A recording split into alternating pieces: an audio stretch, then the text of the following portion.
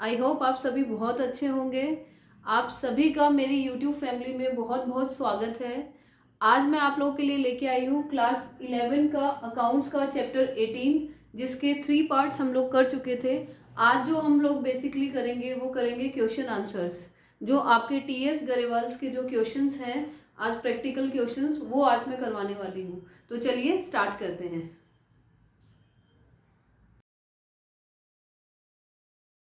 अभी हम लोग करेंगे टीएस गरेवाल का question number, practical question number 16।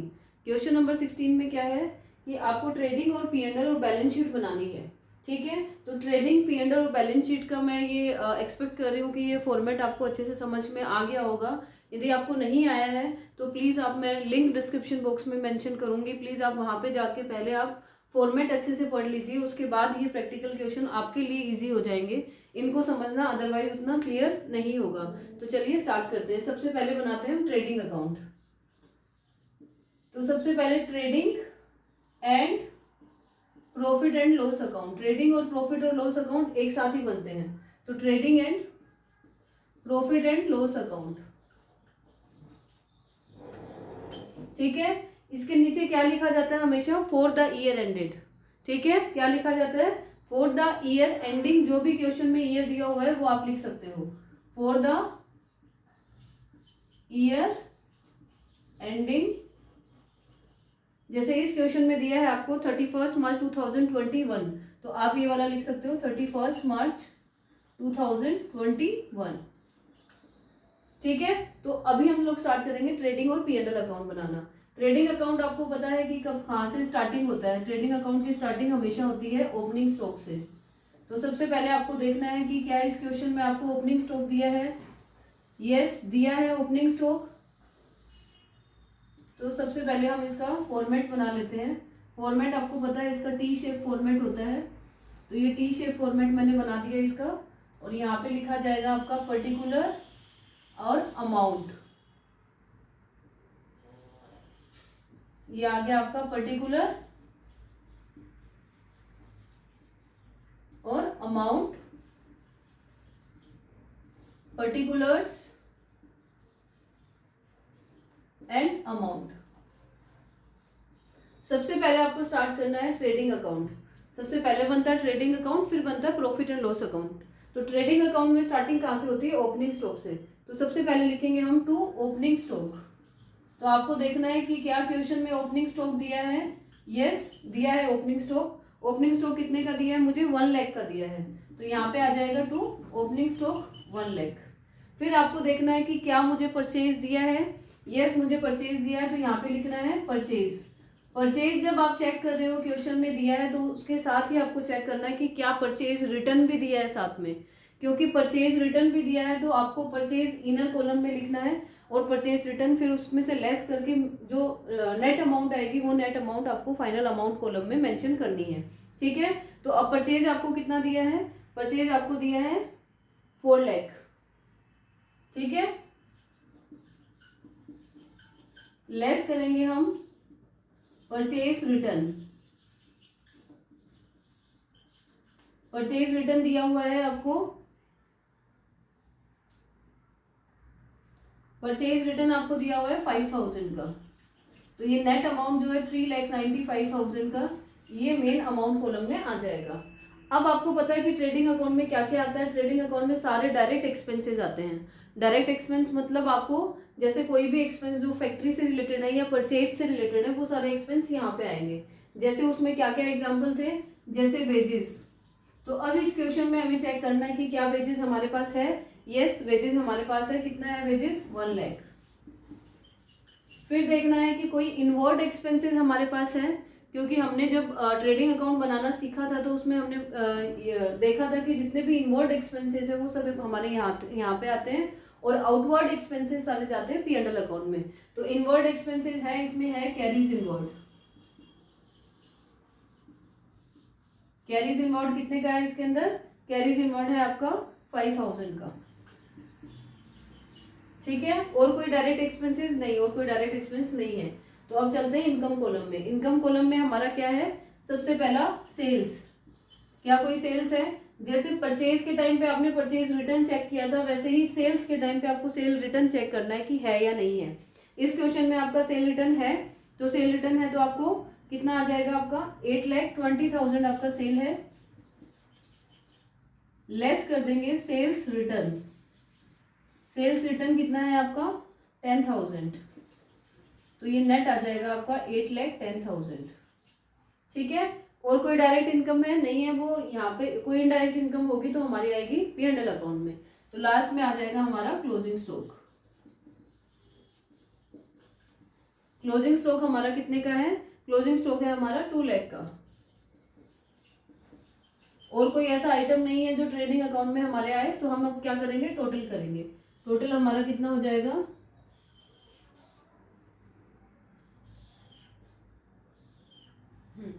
Total करेंगे, टोटल कितना होगा हमारा, ये आ जाएगा आपका 2,10,000, 10,10,000 सॉरी 10,10,000 आएगा।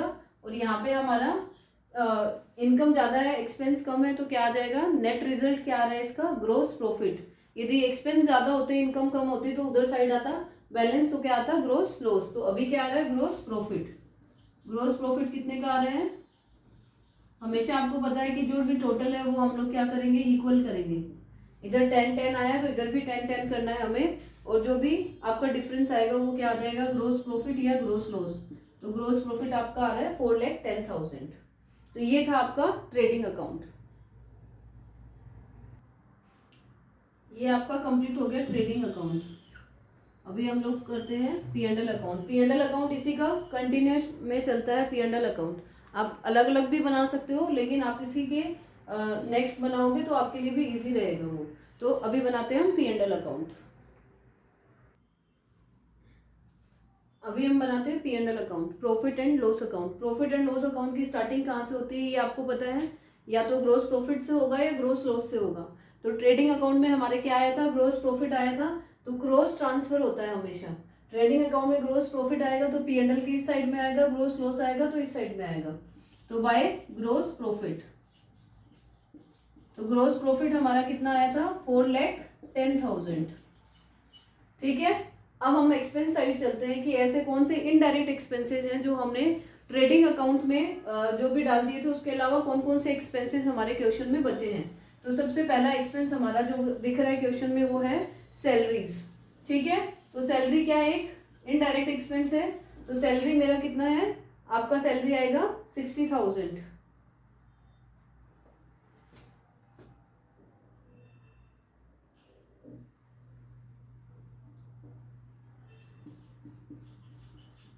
ठीक है। सैलरी के बाद क्या है आपका, सैलरी के बाद है जनरल एक्सपेंसेस।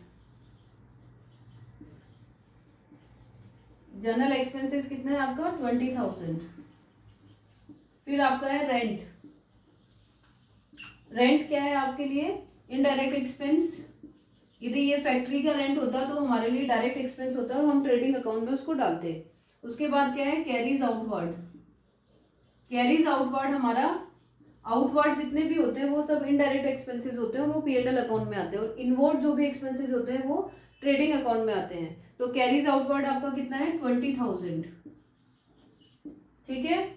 फिर आपके लिए क्या है, एडवर्टीजमेंट एक्सपेंसेस। एडवर्टीजमेंट एक्सपेंसेस, तो एडवर्टीजमेंट भी हमारे लिए क्या है, हमारा एक ऐसा एक्सपेंस है जो हम सेल करने के लिए करते हैं। तो सेल पे जो भी खर्चे होते हैं वो सब खर्चे हमारे कहाँ पे आते हैं, प्रॉफिट एंड लॉस अकाउंट में आते हैं। और परचेज पे जो भी खर्चे होते हैं वो ट्रेडिंग अकाउंट में आते हैं। तो ये हो गया हमारा एडवर्टीजमेंट। एडवर्टीजमेंट में आ जाएगा 20,000। अब और कोई एक्सपेंस नहीं बचा है क्या, कोई इनडायरेक्ट इनकम है क्वेश्चन में, नहीं है। तो अब हम क्या कर लेंगे, टोटल कर लेंगे। तो ये आ गया 4,10,000।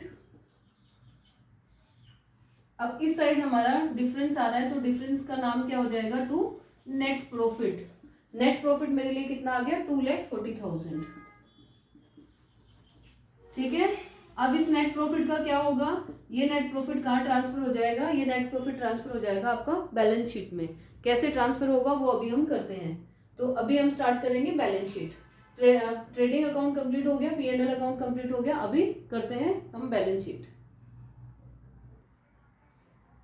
अभी हम लोग बनाएंगे क्या, बैलेंस शीट। बैलेंस शीट भी वही ट्री शेप बनता है।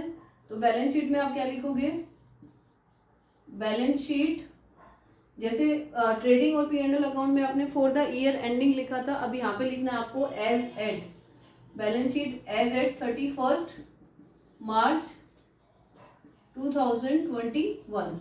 ठीक है, क्योंकि ये पर्टिकुलर डेट को बनाई जाती है, इसीलिए यहाँ पे लिखा जाता है particular date 31 March 2021, as eight word use होता है। ठीक है, तो सबसे पहले असेट साइड में चलते हैं। इधर लाइबिलिटी होता है, इधर असेट होता है। असेट साइड का स्टार्टिंग कहाँ से होता है, करंट असेट। ठीक है, करंट असेट में क्या क्या है हमारे पास में, करंट असेट में हमारे पास है cash. Current asset, I hope कि आप सबको क्लियर होगा कि करंट असेट क्या होता है। करंट असेट का मतलब होता है ऐसी असेट जिसको आप कन्वर्ट कर सकते हो कैश के अंदर विद इन 1 ईयर। ठीक है, 12 मंथ्स के अंदर जिसको आप कैश में कन्वर्ट कर सकते हो वो आपकी करंट असेट होती है। तो कैश आपकी ऑलरेडी कैश है, तो ये आपकी करंट असेट है 40,000 की। फिर आपके डेटर्स क्या है, करंट असेट। किसी को आप उधार में सामान दे रहे हो तो 1 साल से ज़्यादा के लिए तो आप नहीं दोगे उसको, तो 3 लाख आपका डेटर्स है। फिर आपके पास है क्लोजिंग स्टॉक। क्लोजिंग स्टॉक जो बचा है वो नेक्स्ट ईयर के लिए ओपनिंग स्टॉक बन जाएगा, और जितना जल्दी होगा आप उसको बेचने की कोशिश करोगे, तो ये भी आपका क्या हो जाएगा, करंट असेट। ठीक है, अब करंट असेट इतना ही है इसके अंदर, तो फिर अब नेक्स्ट आता है हमारा फिक्स्ड असेट।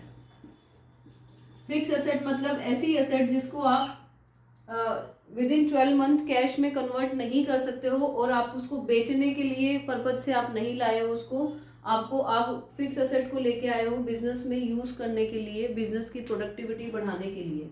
ठीक है, तो फिक्स असेट में हमारे पास यहाँ पे क्या है, मशीनरी। मशीनरी लगाने से क्या होगा, आपकी प्रोडक्टिविटी बढ़ेगी, आपका प्रोडक्शन बढ़ेगा। तो ये आ गया आपका 70,000। तो इसका अब और कोई एसेट हमारे पास है नहीं, तो ये टोटल आ गया आपका 6,10,000। अब लाइबिलिटी साइड चलते हैं। यदि स्टार्टिंग आपने करंट असेट से की है तो लाइबिलिटी की स्टार्टिंग भी किससे होगी, करंट लाइबिलिटी से। करंट लाइबिलिटीज हमारे पास क्या क्या है, सेम जैसे करंट असेट है जिसको 1 ईयर के अंदर आप कैश में कन्वर्ट कर सकते हो, वैसे ही करंट लाइबिलिटीज होती है कि जिसको आपको 1 ईयर के अंदर कैश में पेमेंट करना होता है, तो वो आपका हो गया करंट लाइबिलिटीज। तो करंट लाइबिलिटीज में अपने पास क्या है, क्रेडिटर्स।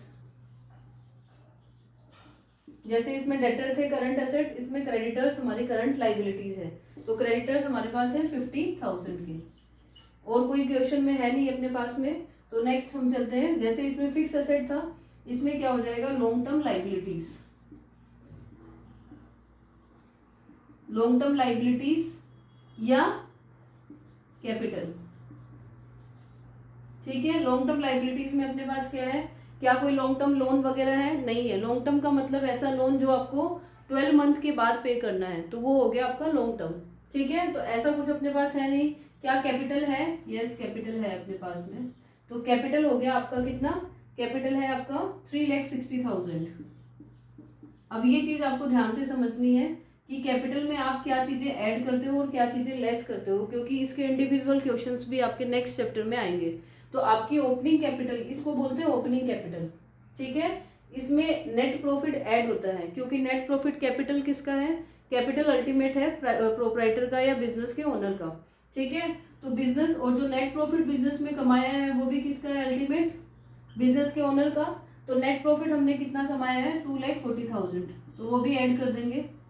यदि बाय चांस क्वेश्चन में नेट लॉस होगा तो वो लेस कर देंगे, बट नेट प्रॉफिट या नेट लॉस में से एक ही चीज होगी। और क्या चीजें हो जाएंगी इसमें लेस, यदि बिजनेस के ओनर ने कुछ भी ड्राइंग किया है, बिजनेस से कुछ भी बिजनेस से निकाला है, तो वो हमारा,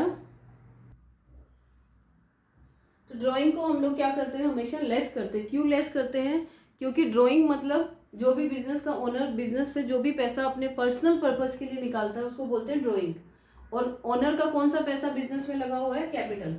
ठीक है, तो कैपिटल में से वो निकाल रहा है पैसा, तो कैपिटल में से लेस कर देंगे हम। तो ड्राइंग हमारा कितना है, 40,000 का, तो वो यहाँ पे लेस हो जाएगा। तो नेट जो कैपिटल का बैलेंस बचा है वो कितना बचा अभी हमारे पास, 5,60,000। ठीक है, ये क्या होता है, ये क्लोजिंग कैपिटल होती है। दिस इज ओपनिंग कैपिटल और ये क्लोजिंग कैपिटल।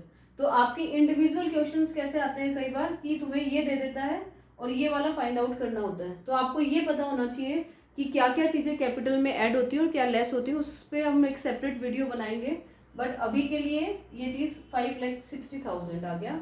तो ये अब हम टोटल करेंगे और बैलेंस शीट का टोटल आपको पता है हमेशा इक्वल आना चाहिए। यदि इक्वल नहीं आया है दैट मीन्स कि आपका कहीं ना कहीं कोई मिस्टेक हुआ है। ठीक है, तो ये क्वेश्चन आई होप कि आपको समझ में आया होगा। नेक्स्ट वीडियो में मैं नेक्स्ट क्वेश्चंस लेके आऊँगी और पूरा इस चैप्टर के सारे क्वेश्चंस मैं सीक्वेंस वाइज कराऊंगी। आई होप कि ये वीडियोस आपके लिए बहुत हेल्पफुल होंगे। यदि आपको लग रहा है कि ये वीडियोस आपके लिए हेल्पफुल हैं तो please guys support me and do like, share and subscribe my channel. Thank you so much.